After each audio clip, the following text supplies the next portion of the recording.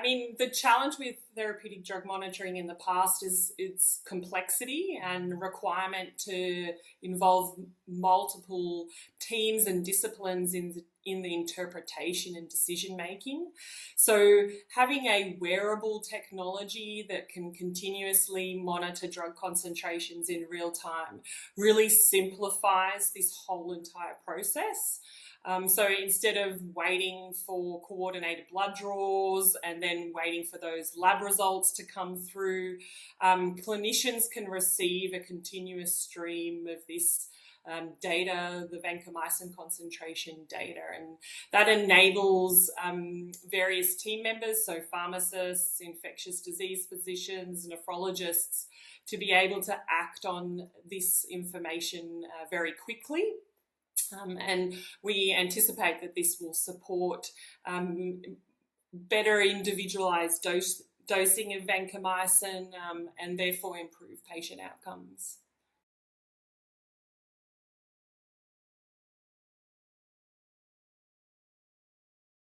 Essentially, this type of DNA aptamer sensing technology is very flexible and adaptable, and certainly the sensor platform, so the device that's been developed by Nutromics, is a modular device. So essentially, if you can create a DNA aptamer to any target. So that could be any drug molecule, and obviously particularly of interest would be drugs that have got a narrow therapeutic window.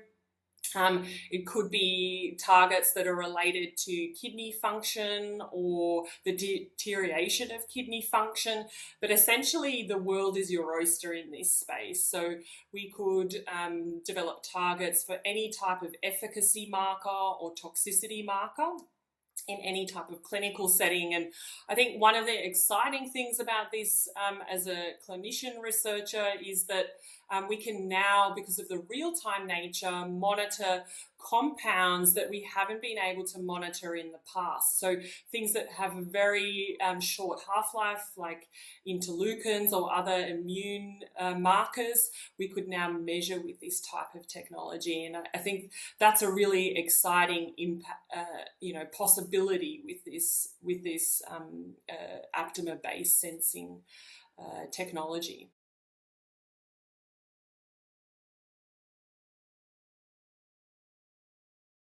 Not specifically, I mean, talking about vancomycin, I think there's lots of patient populations where it would be really useful. So the first or most obvious is critically ill patients, where you have these dynamic changes in physiology, and we can track those much more readily with continuous real-time data. I think also it would be a big win in the pediatric population, so where blood sampling is quite a complex task, and really clinicians try and avoid it as much as possible.